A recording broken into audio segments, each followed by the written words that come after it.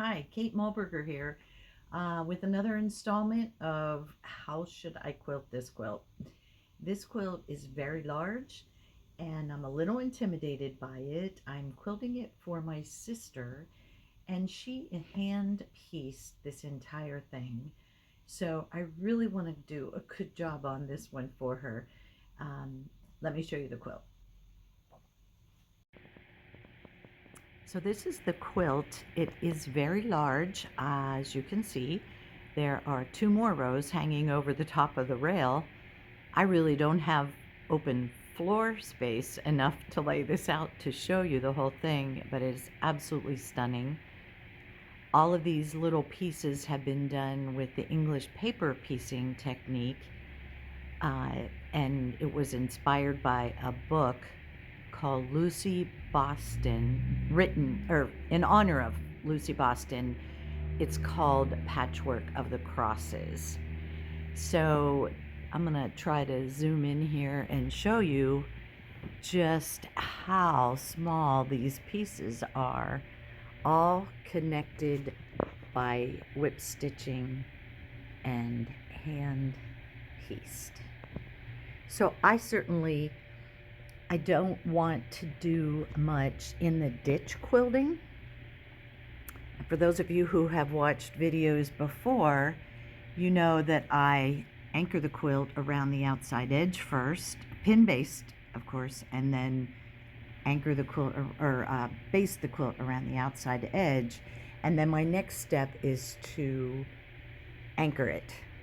And I think what I'm going to do to make sure that it is all anchored evenly is run a row of stitching in this white area to be consistent and evenly stitched.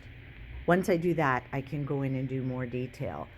But that's my plan for now. I don't want to do in the ditch around each petal because of the hand stitching that is connecting the pieces. I don't want to damage that, so I'm going to try to do quilting on top. I better get busy.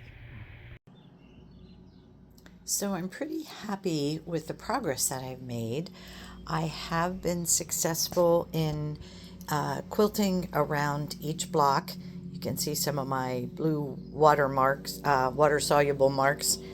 Um, each block has that much quilting on it, and it took quite a bit of time. So as I was doing that, I got inspired for a design to quilt each block. So now that the quilt's been anchored, I can start on that, and I'm very excited with the design that I came up with. I really like how this turned out. And I'm the kind of quilter who will do just about anything to not have to stop and cut my thread. So part of the design, that intrigue of the design that I came up with, is that I only have to start and stop twice for this design. So I started here on this block, and I used a 4-inch curved ruler to quilt to this corner. If I lay that on there, you can see how I got that angle. I stopped at this intersection and actually did this petal next. So while I'm sitting here, I can put the ruler from point to point, sew that curve, move it over here to sew this curve, and then continue back around the tan block with these two curves and get back to another point, a white point, to do those. So as I continued this all the way around, I end up back here, and I saw that I had this diamond shape that was created in there, and I did my free motion, some small free motion quilting in there, which I just love how that turned out. Then I had to cut my thread.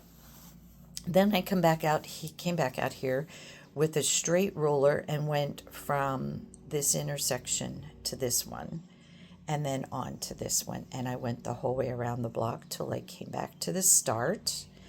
Then I got rid of the straight edge, brought my 4-inch circle ruler back in, and did a curve this way, and then this way, and on around. I'm just very happy with how it looks, and hopefully she will be too.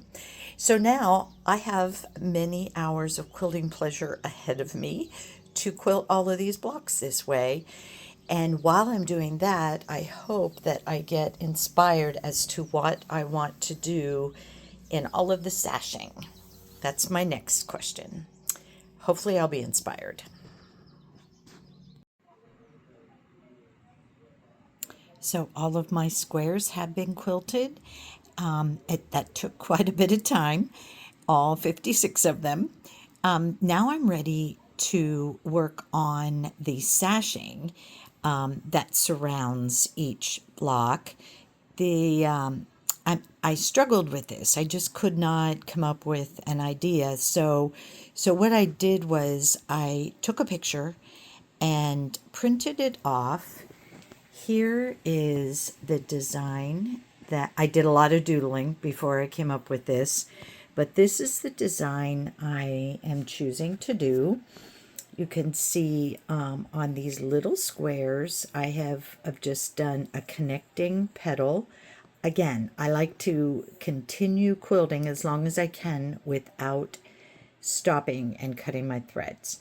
So I worked my way up to this point, did the sideways loops, and kept working my way up and doing the sideways. And then when I got up here, I did 4 in that big square with using a larger ruler, of course, than I did with the little petals. And then I'll go from one edge of the quilt all the way to the other edge, and then I'll work horizontally and do all of those rows as well. So this will keep me busy for quite a while. Let me show you, I did do a couple of them just to show you what those sashings will look like. Here's one block going up through here and then horizontally as well. So I'm happy with that. I think it's very, very cute. And I have many hours of quilting pleasure ahead of me. All right, all of the sashing has been quilted. I'm just showing you a couple up close here, but the entire quilt is finished. There is no border on this quilt. So by completing all of the sashing, it's done. I like the way it turned out. Hopefully my sister will too.